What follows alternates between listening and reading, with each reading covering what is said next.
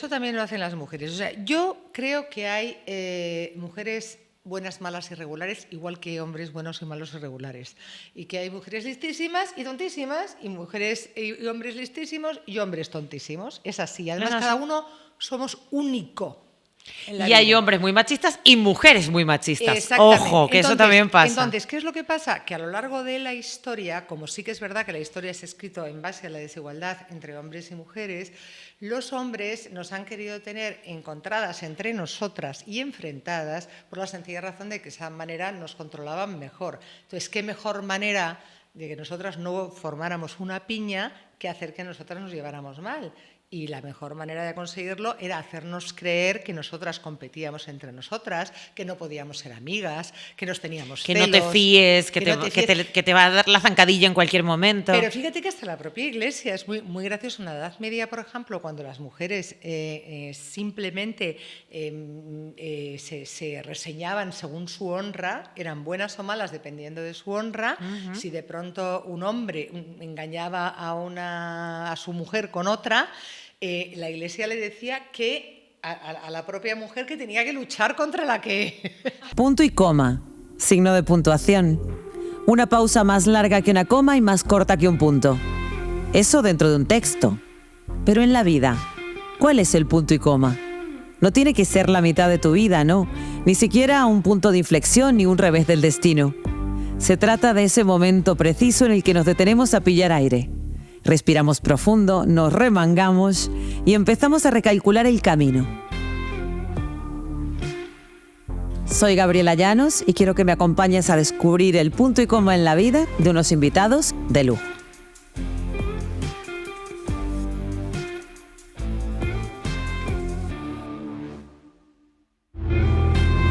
Estamos patrocinados por...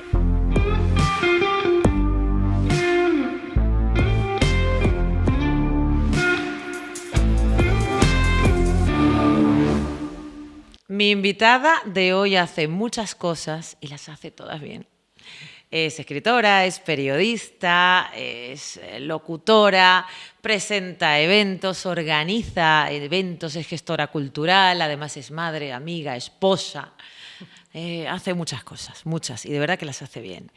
Ella dice que sus inseguridades, eso de ponerse siempre a prueba, pues le han forjado el carácter, ¿no? Además, escribe mucho sobre muerte y mucho sobre amor, pero también sobre vidas reseñables y reseñadas. Ella también nos invita a ponernos a prueba a nosotros mismos porque es valiente y se atreve a hacer muchas cosas, incluso todo lo que más teme. Está conmigo Marta Robles. Ay, qué ilusión estar contigo, querida Gabriela. Cuando estabas diciendo eso de hace muchas cosas y las haces todas bien y esto y esto... Es que es verdad. Estaba a punto de decirte, si es que soy mujer. Si es que en realidad todas las mujeres hacemos 200.000 cosas. Sí. Es verdad, o sea, habrá hombres que hagan muchas, no digo que no, pero las mujeres en general hacemos un montón, porque la vida nos ha hecho así, ¿eh? Sí, pero por ejemplo, yo hago muchas cosas, pero no las hago. Yo, por ejemplo, no cocino, tú sí. Es que hasta eso.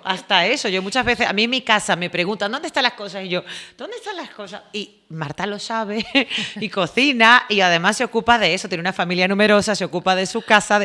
Es que, de verdad, o sea, hay que reconocer que se te dan bien las cosas. Bueno, pero te digo que sin humildad, hija, no seamos humildes. Te digo de verdad que sí, que todo es ponerse, ya lo sabes, Gabriela. Uno se pone... También es verdad, es interés. Si tú de pronto tuvieras que ponerte a hacer un cocido, te aseguro que lo hacías, estoy convencida. Bueno, un cocido, pero sí. Bueno, sabes que este podcast se llama Punto y Coma de la Vida porque hablamos de esos momentos, de esas pausas que como el punto y coma es un poquito más larga que la coma y un poquito más corta que el punto. Y no para reinventarnos, sino para recalcular el camino, ¿no? Para decir, bueno, ¿por dónde quiero seguir yendo con lo que tengo, ¿no? Y con lo que soy? ¿Cuál ha sido ese momento para ti? O esos momentos. Yo he tenido unos cuantos, ¿eh? He tenido unos cuantos. El primero de todos fue un accidente terrible que tuve hace muchísimos años, pues justo cuando empezaba la carrera de periodismo. ¿Un accidente de coche? Me atropelló una moto y me rompió las dos piernas. Una de ellas solamente me la fracturó y la otra me la rompió en 16 partes, con lo cual... Dios mío. Luego me pega muy bien, ¿has visto? Oye, pero te han quedado que quién diría. Ay, ay, ay. Pero estuve ¿Y eso qué edad tenías? Tenía 20 años, 20 sí, porque sabes que yo empecé la carrera un poquito más tarde porque mi padre no quería que yo hiciera periodismo, entonces decidió que no me pagaba la carrera, entonces me puse a trabajar, hice COU por la noche mientras trabajaba y bueno, pues cuando empecé la carrera de periodismo en primero me atropelló una moto, me hizo esa escabechina y estuve 2 meses en el hospital sin poder moverme. Dios. Y después estuve 2 años sin andar, primero con escayolas hasta arriba, luego con una escayola solo. Qué duro. Bueno, fue muy duro. Y para esa edad, fue muy duro una mujer de edad, porque ¿sabes claro. qué pasa? Que ahora 2 años nos parece como poco tiempo. Claro, pero entonces, en esos años era interminable decir cuándo. Sí, era como si estuvieras perdiendo la vida. ¿Te acuerdas completa. todavía, tantos años después de ese accidente, de lo que sentiste, de cómo fue, o has bloqueado, ¿no? He bloqueado muchas cosas, pero de lo que me acuerdo perfectamente es que después en la carrera de periodismo era muy gracioso, porque yo el primer año además fui al turno de noche, porque claro, como estaba trabajando, entonces había un turno que era de 7 a 10 y yo iba al turno de noche, pero ya en el siguiente año y el otro, como estaba de baja, cuando estaba con las muletas, me dice, y era tan fácil nuestra carrera, para que nos vamos a engañar, Sí. pues me dice... Cultura general. Sí, me hice 2 cursos en uno y no hacía más que presentarme a matrícula para no pagar al año siguiente, porque Claro. tengo 5 matrículas y la gente dice, ¡ay, qué maravilla! Digo, si es que yo lo único Era que quería supervivencia, pura y era dura. no pagar porque no tenía un puñetero duro. Bueno, pues el caso es que siempre me recuerdo a mí misma bajando las escaleras con las muletas, vestida de negro, que ya sabes que es mi color, Sí. y recitando a Lorca. Y mucha gente me sigue recordando así, es curioso, ¿no? Wow. Pero Esa fue la primera vez que tuviste que decir, bueno, aquí hay que sacar de abajo y hay que buscar todo lo que se tenga para reconducir la Pero vida, ¿no? fíjate, cuando mi hijo hace relativamente poco tuvo un accidente, Es verdad. Lo pasé muy mal, le dije, hijo, hay que aprovechar estas cosas en la vida porque probablemente si yo no llego a tener este accidente, mi vida hubiera sido completamente claro. distinta. Entonces, ese accidente me sirvió para hacer 2 cursos en uno, para empezar a colaborar en el Departamento de Estructura de la Información, para hacer mi primer viaje representante de la universidad a Roma. Todas estas cosas así, para que ya después de eso no regresé a ese trabajo. Después de eso ya empecé a trabajar en periodismo, en distintos trabajos. Empecé a trabajar en el Magisterio de la Información, monté una revista de golf, que no tenía ni idea, por supuesto, con unos amigos, y lo traducía todo de fuera. Pero bueno, con decirte que escribía hasta los horóscopos y decía, a ver, Piscis, ¿a mí qué Piscis conozco? Que me cae fatal, pues hoy va a tener, este mes Que lo va a tener sepas fatal. que te va a ir fatal en todo este año, este no es el tuyo. Le va a ir fatal al Piscis. Bueno, O sea, Dios mío, las veces que habremos leído cosas así, porque desde luego... Bueno, pues el caso es que esa revista se la vendimos luego al Grupo Z, ni más ni menos. Y yo entré en prácticas en el Grupo Z. Y empecé en Tiempo. Y estando en Tiempo hice algo que es impensable, que es que publiqué 2 portadas estando en prácticas. Una de ellas era Las novias del príncipe y otra la publicidad encubierta en televisión, que dije, nunca, ya verás, nunca en la vida voy a trabajar en la televisión, porque después de haber escrito este reportaje, pues mira tú, años Ahí y está. años y años y años. Esa fue la primera vez que tuve que hacer un punto y coma. Sí, mucho además de tripas corazón, ¿no? Decir, aquí hay que entrar adelante como sea, ¿no? Sí. ¿Nunca te has planteado por qué me pasó esto a mí? ¿Sabes qué pasa? Que yo intento no victimizarme y no revictimizarme. Si ¿Te me ha consideras pasado- una tía optimista, positiva? No, que va, yo soy súper negativa. ¿Sí? Yo me ahogo en un vaso de agua, si veo algo negro, lo veo negro, negro como un charco, y tengo que hacer unos esfuerzos brutales para salir de ahí. No, soy muy negativa, pero sí tengo la capacidad de ver a las personas que tienen luz y acercarme a ellas. Tengo una amiga en Ibiza, que siempre lo digo, que la conociste el otro Sí, día, a mi amiga sí. Charo Ruiz, que siempre... Divina. Que yo recuerdo que cuando, me llevaba muchos años, Charo, pero cuando yo la conocí, cuando de pronto tenía algún problema o lo que fuera, me iba a Ibiza y llegaba Sí, así. dame luz. Y volvía como si me hubiera dado el sol, pero no solamente los rayos del astro rey, sino la luz de ella, ¿no? Porque la amistad es muy importante para ti. Muy importante, sí. La amistad y la confianza. Y eso que me han dado muchos palos también, ¿eh? Eso que, a mí no me ha defraudado ningún amigo. Pues a mí sí. Yo tengo algún amigo y amiga que me ha hecho mucha pupa. Y eso ha sido muy doloroso. ¿Te has ido convirtiendo en una persona más desconfiada o sigues confiando porque eso no te va a cambiar? Bueno, intento tener ese sexto sentido, porque en realidad siempre digo que soy muy afortunada, porque habré tenido algún malvado que se me ha cruzado en el camino, pero tengo gente maravillosa a mi alrededor. Entonces, pues tengo que dar gracias a la diosa Fortuna, porque como no creo en nada más, hija, que soy atea perdida, mira que soy de colegio de monjas y me he pasado toda la vida buscando la fe, pues no la he encontrado. Ese don no es mío. Te pasa a ti con la fe como a mí con el reloj biológico. Digo, pero en algún momento sonará. Pues no, nunca sonó. Entonces, pues ya está. Pues yo, colegio de monjas, parroquia de San Jorge, todo lo que tú quieras y tal, y nada, no. Entonces admiro mucho y respeto mucho a la gente que tiene fe. Yo a veces hasta la envidio mucho, porque la envidio, de verdad que... Pero la envidio profundamente, pero yo pues no la tengo. Entonces lo único que creo de verdad es en las buenas personas, que también las hay, ¿no? Entonces, a mí cuando me preguntan, ¿tú qué quieres que sean tus hijos de mayores? Y todo el mundo dice, felices. Y digo, pues yo quiero que sean buenos. Porque hace mucho tiempo que comprendí que la bondad va muy por delante de la inteligencia. Es decir, hay gente muy inteligente que se ha cruzado a lo largo de mi vida, pero que no me interesa tenerla cerca. Y gente muy bondadosa que siempre la quiero tener al lado. Y te voy a decir otra cosa más. Creo que los más inteligentes son los que quieren ser buenos. Sí, es verdad. Además, sabes que la bondad a veces ha tenido mala prensa, ¿no? Como que parece que está relacionado con... La estupidez. Exacto, con dejarte hacer cosas, ¿no? No seas tonta, no seas tan buena, ¿no? Y de repente dices que no tiene nada que ver. Ser bueno no quiere decir que seas naif, no quiere decir que seas ingenuo. No, simplemente que intentes hacer las cosas bien, no hacer daño a nadie. Y al contrario, si puedes ayudar y ser generoso, qué bien. Y doy fe que tú eres una tía muy generosa, ¿no? Es que yo creo que se pueden hacer las cosas bien o mal y cuesta lo mismo. Uh-huh. Ser agradable o ser desagradable cuesta lo mismo. Sí. Saludar sí. o no saludar. Saludar o no saludar. Ser amable, trabajar, hacer un ambiente de trabajo agradable. Por ejemplo, entonces, no entiendo lo segundo. Yo recuerdo que hace muchos años, no te voy a decir quién, pero... Lo averiguaremos. Yo entré en un plató de Telemadrid en el que había estado durante 7 años otra persona.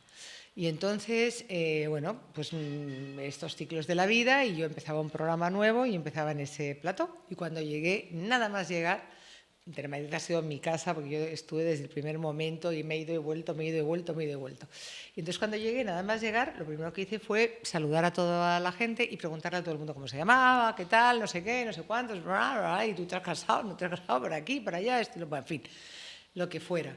Y entonces todo el mundo me miraba como si fuera un bicho raro y digo, ¿qué pasa? Y dice que llevamos 7 años sin que nos diga nadie hola. Ah, claro. Y entonces, es que me lo creo. Pero entonces es que es incomprensible, porque te da lo mismo decir ser agradable que no serlo. Entonces, no, es claro. Creo al revés, que a mí me costaría más trabajo lo contrario. O sea, creo que no es una virtud. Sabes que Aristóteles dice que la diferencia entre la virtud y la característica de la personalidad es que la característica de la personalidad la tienes por ti misma. Es decir, yo soy generosa porque es que no podría ser de otra manera. Si me costaría trabajo ser de otro modo. Claro, no te sale. Soy generosa porque lo soy. Entonces claro. Eso no es virtud, eso es una característica de mi personalidad. Pero si hay algo que te cuesta en un momento determinado y tú te esfuerzas para que, por ejemplo, yo que me esfuerzo mucho en ser positiva, con eso lo es una virtud que soy, eso es una virtud.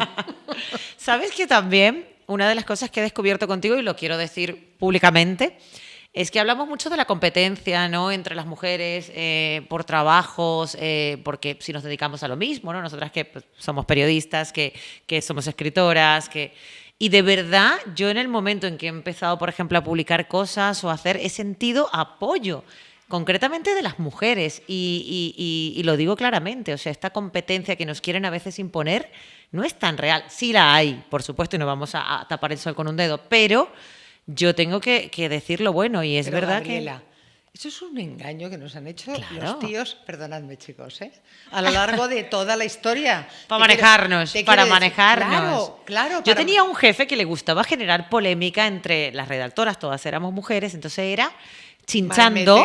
Bueno, pero eso también ¿Para qué? Porque si yo estaba enfadada con la otra, trabajaba más. ¿Por qué? Porque quería sobresalir más que ella, entonces iba a ser mejor trabajadora. Ya, pero eso también lo hacen las mujeres. O sea, yo creo que hay mujeres buenas, malas y regulares, igual que hombres buenos y malos y regulares. Y que hay mujeres listísimas y tontísimas, y mujeres y hombres listísimos y hombres tontísimos. Es así. Además, cada uno somos único.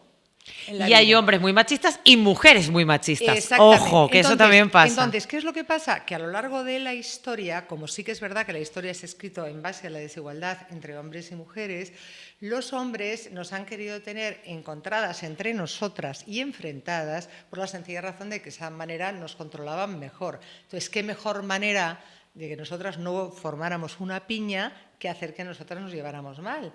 Y la mejor manera de conseguirlo era hacernos creer que nosotras competíamos entre nosotras, que no podíamos ser amigas, que nos teníamos que celos. No te fíes, que te va a dar la zancadilla en cualquier momento. Pero fíjate que hasta la propia Iglesia es muy gracioso. En la Edad Media, por ejemplo, cuando las mujeres simplemente se reseñaban según su honra, eran buenas o malas dependiendo de su honra.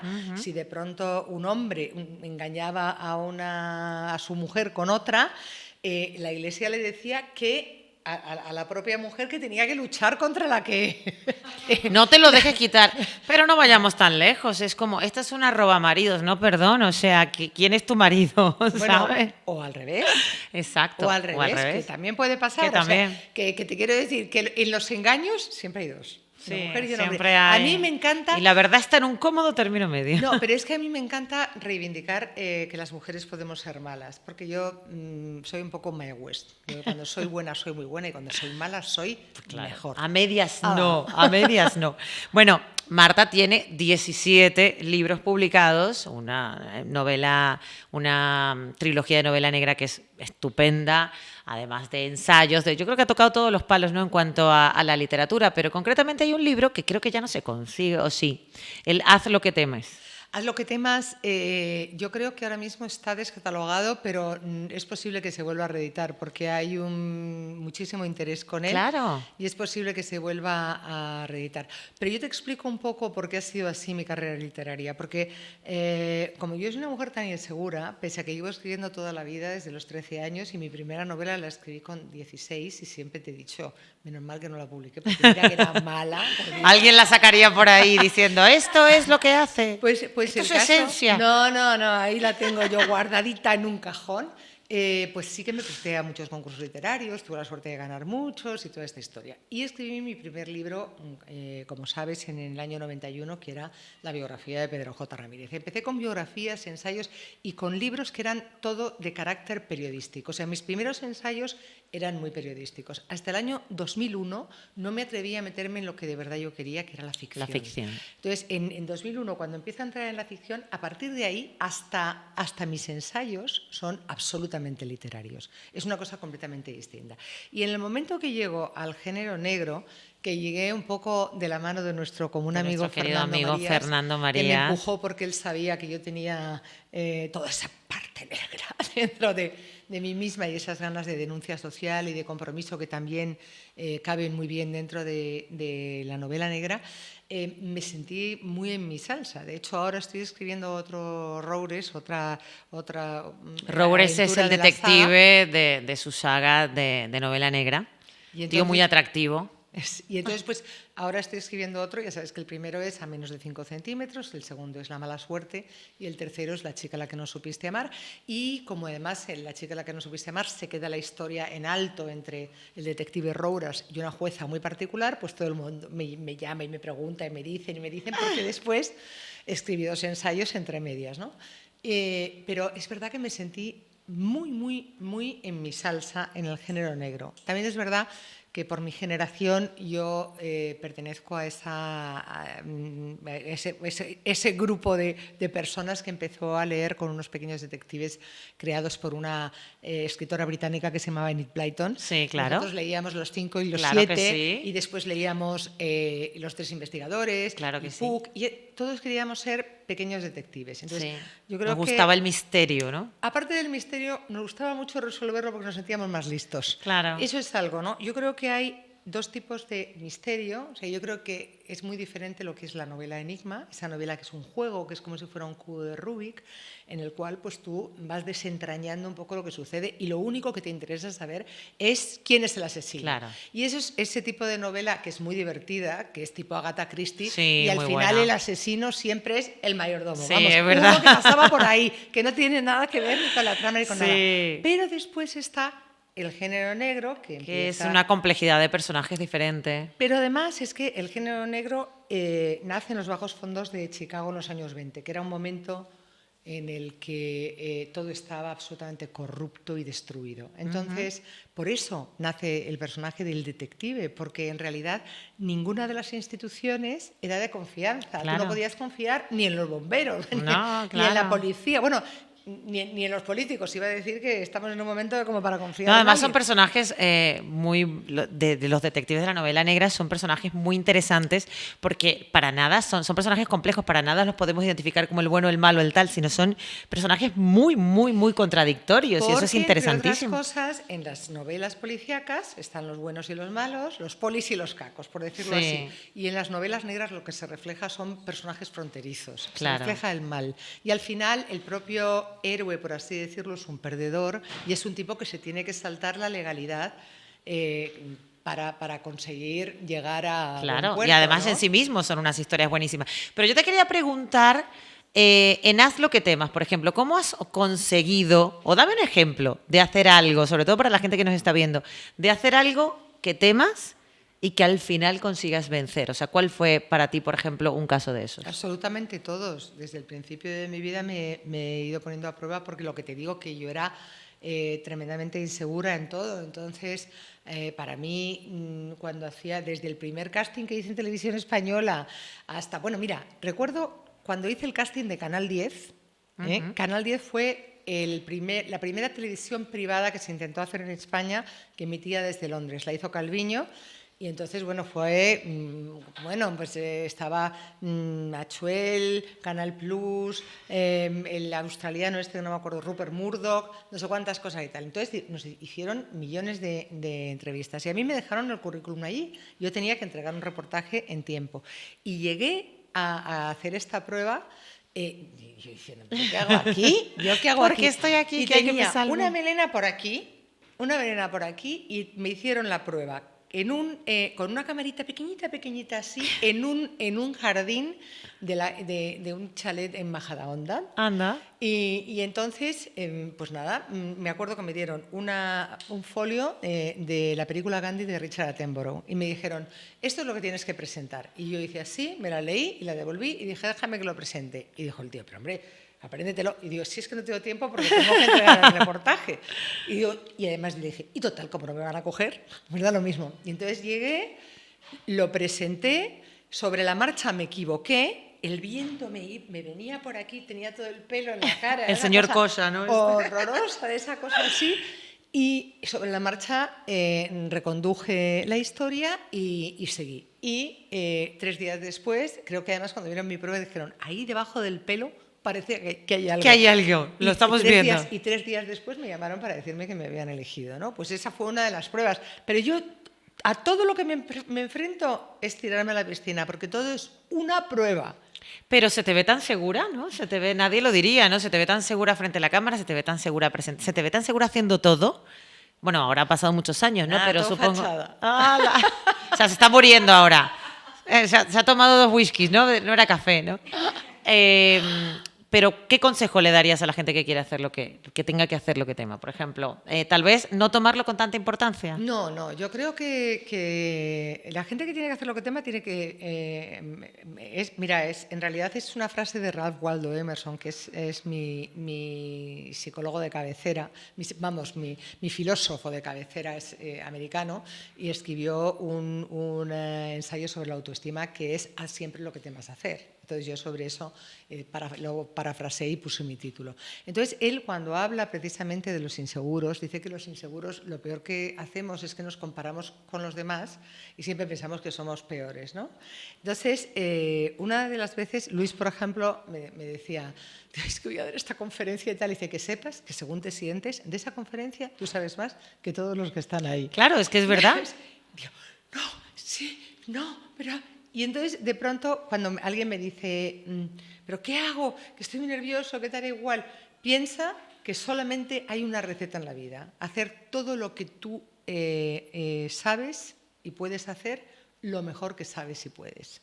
Entonces, claro, quien hace lo que puede no está obligado a más. Entonces, tú pon el corazón, la pasión, la vida, todo en hacerlo. Y si luego te sale mal, pues chico.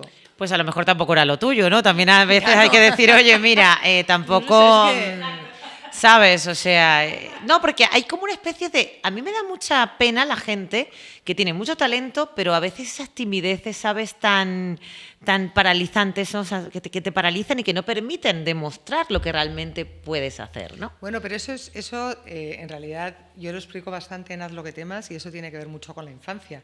Muchas veces tiene mucho que ver con los padres hiperprotectores. O sea, yo creo que los dos pilares de la inseguridad son la falta de protección y el exceso de protección. Y ahora nosotros somos unos padres tan protectores, padres de helicóptero que se dice, que al final no dejamos tomar las decisiones a nuestros hijos. Y muchas veces nuestros hijos al final, la vida está lleno de jardines con senderos que se bifurcan, ¿no? Como ese título de Borges y ese relato tan absolutamente maravilloso. Entonces, realmente yo creo que es importante soltar a nuestros hijos, empujarlos para que ellos dejarlos que hagan, claro, en un momento determinado decidan. Incluso dejar que se equivoquen cuanto antes también para que tengan más tiempos de reconstruirse también. Sin ninguna duda, sí. Bueno, Marta, te voy a hacer una pregunta que le hago a todo el mundo y es, si estamos en el último día de tu vida, por supuesto, ojalá que no, lo que soñabas y lo que has conseguido, ¿está equilibrado? Lo que soñaba y lo que he conseguido está muy equilibrado porque lo que yo soñaba fundamentalmente en mi vida eran dos cosas. Profesionalmente soñaba con escribir desde que era una niña, con lo cual, y si hago algo en mi vida, permanentemente es escribir, con lo cual ese sueño totalmente... Ser escritora era mucho más realizado. Importante que ser periodista. Yo quería ser escritora desde que era una niña, o sea, y te lo he contado alguna vez, fue un novio que tenía, mi primer novio decidió que yo tenía una gran capacidad para la comunicación y fue él el que me empujó al periodismo. Sí que es cierto que luego cuando el periodismo se me metió en las venas ya nunca salió, o sea, es decir, yo siempre voy a ser periodista, incluso si algún día dejo por completo el periodismo y solo me dedico a la literatura, pero siempre voy a tener esa vocación de traducir el mundo a los demás, ¿no? Claro, y de vigilarlo, ¿no? Y bueno, eso también lo hacemos los escritores. O sea, también, son las dos cosas. Pero eso de traducir el mundo a los demás con la vocación de que sea no más justo, pero sí un poco menos injusto, es algo que yo creo que es muy de periodista y es algo que yo tengo. Y te digo que tenía dos sueños, ese y luego tenía el sueño de tener una familia estructurada y estupenda, y yo creo que no hay otra como la mía. Demasiada familia tengo.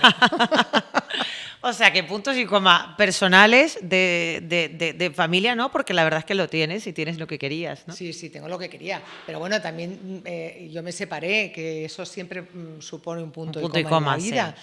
No, me separé y teniendo un hijo, o sea, que fue un punto y coma en la vida, pero hace tanto tiempo ya que ni me acuerdo. Porque... Fue un punto y coma en otra vida, en otra novela, en otra vida, en otra redacción completamente. Pero está muy bien, oye, porque a veces hay que hacerlo y hay que pensar con todo lo aprendido, Vamos a hacerlo bien esta vez. Exactamente. Eso A escoger bien. Eso. Ahora, una pregunta que quiero hacerte. Sabes que yo tengo una cruzada con la ortografía muy importante, la tengo desde mis redes sociales, que es Gabriela Llanos_oficial en Instagram. Entonces te quiero preguntar, ¿cuál es ese error/horror ortográfico que no soportas?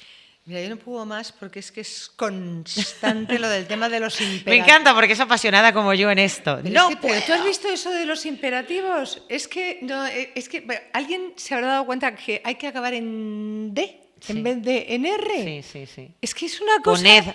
Poner tal cosa. Poned esto en ese sitio. Sentaos. No, poner. Eso Sí. Fijaros. En fin, estas cosas así... Pero oye, no hay manera. No, y en gente culta, ¿eh? En gente pero estudiada, cultísima, en gente que cultísima. está hablando en situaciones oficiales, gente que está hablando para los medios de comunicación. Constantemente. Y gente que lo dice. Yo creo que ya... Gente que piensa que es así, realmente, que no se lo ha Pues no cuestionado. lo sé, pero yo en mi casa tengo una cruzada con eso que no te puedes imaginar. Y se la he trasladado un poco a mis hijos. Y ya es tremendo. Pero... Pues nada, pues ya haremos entonces esa explicación de este error/horror ortográfico que nos ha dejado Marta Robles. Y ahora tenemos una pregunta para ti que te dejó nuestra invitada anterior, que es Mariola Orellana. Bueno, Marta, a ver, que conozco mucho tu trayectoria. ¿En qué momento y dónde sacas, haciendo la cantidad de cosas que haces, cómo llevar para adelante la vida, cómo ser tan alegre, tan jovial? ¿Cómo has sido capaz de escribir 17 libros y de dónde has sacado esa fuente de información y de energía para poder llevarlo a cabo? Y que te mando un beso fuerte y que eres una crack y somos hermanitas de vida. Un besito. Debo de decir, Mariola Orellana para mí es como si fuera una hermanita. Es muy gracioso porque muchas veces nos dicen que si somos hermanas. Porque Sí, las dos rubias. Las dos rubias. Como sonreímos, Sí, todas estas cosas. divertida. Tenemos muchas cosas parecidas. Y yo quiero muchísimo a Mariola, a toda su familia y me parece una mujer verdaderamente extraordinaria. Así que agradezco que me haga ella la pregunta. Pero, querida Mariola, vamos a ver, es que soy escritora. Lo que he hecho ha sido a lo largo de mi vida escribir. Y he hecho más cosas, porque es verdad que soy periodista y escritora, y soy una apasionada de mi trabajo y de mi vida, y en lo único que le he hecho caso a mi padre, en el resto en nada, es no tener los huevos en las mismas cestas. Es decir, cuando tú eres esa cosa tan bonita en inglés que es ser freelance y tan terrorífica en castellano que ser autónoma. Sí, es verdad. Tienes no tiene ningún por glamour. narices que tener los huevos repartidos en distintas cestas, porque nunca sabes lo que te puede fallar. Entonces, aunque estés escribiendo, al mismo tiempo tienes que tener tu programa de radio, al mismo tiempo tienes que estar en televisión, al mismo tiempo tienes que estar haciendo un artículo. Muchas veces me he preguntado, ¿pero cómo haces todo esto al mismo tiempo? Pues porque soy muy insegura y no quiero que me falle nada. Y entonces, pues y para porque evitarlo, ahí estoy. Y cuando no tienes tiempo es cuando más tiempo tienes. Sí, eso también es muy femenino, te diré. Exacto, no tengo tiempo, pero de repente haces un montón de cosas. Pero eso es muy femenino, porque yo tengo amigas que se dedican al dolce farniente, que se dedican a ser amas de casa y lo han elegido y están tan felices y tal. Y entonces hacen cada vez menos y nunca tienen tiempo para No nada. me da la vida. No me da la vida. Y tengo amigas que trabajan, tienen niños, lo llevan y hacen 200.000 cosas. Yo también tengo amigas Amigos así. menos. No, y además Perdón, amigas perdón. que cuando tienes hijos, además alucinas porque dices, pues salimos por la noche. Tengo amigas, una en común tenemos, Amaya Rey, de repente salimos por la noche, pero ya al día siguiente está como una campeona con los hijos en el parque, no sé qué, yo estoy Pero eso en coma y ella está con los niños en el parque. Entonces digo, claro, o sea, puede. Puede, y es, ya digo que es algo muy, muy femenino, no sé, pues por nuestra idiosincrasia particular, ¿no? Es verdad que a los hombres les cuesta más, los hombres Sí. les gusta más Yo ya centrarse voy. en una cosa y no centrarse y no hacer 50.000 a la vez. Y yo creo que las mujeres, no sé si será porque la historia nos ha hecho así, pero sí que es cierto que bajo presión funcionamos como una olla. Es verdad, ahí vamos, ahí vamos. Bueno, Marta, qué gusto haberte tenido aquí. Muchísimas gracias, de verdad. Leer a Marta, que merece mucho la pena, es muy importante. Además, leed, por favor, que siempre que podemos escribir bien, utilizar bien las palabras Y sobre todo leed, que es la mejor gimnasia, de verdad, para el cerebro, para el alma y para el corazón. Yo voy a dejar aquí una recomendación de que lean mi último libro, que es Lo que la primavera hace con los cerezos, Sí. porque como los dos grandes temas de la literatura son el amor y la muerte, pero en realidad el tema más importante es el amor y de ahí emerge la inspiración absolutamente para todo, merece la pena conocer la relación entre el amor y la creación para descubrir si el amor que tenemos al lado nos hace florecer o todo lo contrario. Toma ya, eso es una muy buena reflexión, muy buena pregunta y como siempre, pues seguir a Marta, que a Marta la vamos a ver porque como digo, hace muchas cosas y todas bien. Muchas gracias. A ti, querida mía.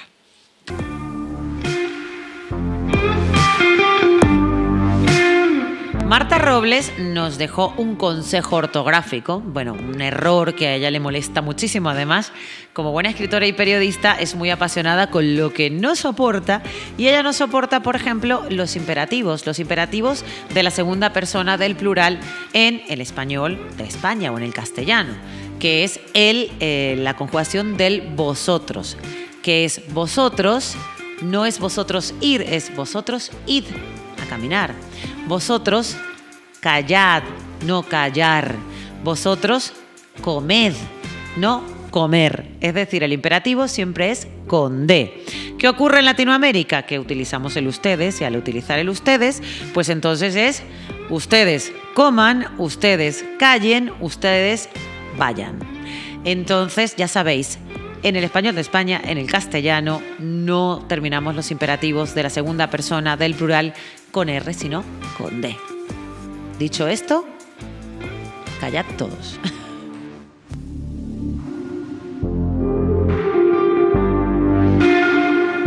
Una de las cosas buenas que tiene irse haciendo mayor, que son muy pocas las cosas buenas, porque la verdad todo hay que decirlo, pero no, mentira, son muchas y de hecho iremos hablando en los podcasts y en los episodios de este podcast sobre ello. Pero una muy buena es que se va sedimentando dentro de nosotros mismos la certeza de que el humor nos salva. Sí, el humor, el reducir al absurdo, el saber que cada cosa que nos ocurre tarde o temprano se va a convertir en una anécdota y cuando se convierta en anécdota nos vamos a reír mucho sobre ello. Claro, esto no quiere decir que cuando nos ocurran tragedias o cosas terribles no lo suframos, ¿no? Por supuesto que sí. Y cuando nos pasan cosas negativas y cuando la vida nos da un traspié, si somos personas apasionadas, tenemos que sufrir y tenemos que sacarlo todo fuera porque lo que no se saca se queda adentro y nos enferma. Pero sí es bueno ese momento casi mágico en el que estás sufriendo, sí, pero por dentro estás pensando, uy, lo que me voy a reír cuando lo cuente. Pues eso, cuando tengas ese momento en el que ya estás viéndole el potencial de anécdota, y no solamente eso, sino de anécdota en donde vas a ser la estrella de la noche contándoselo a tus amigos, entonces ahí, amiga, amigo, ya has madurado.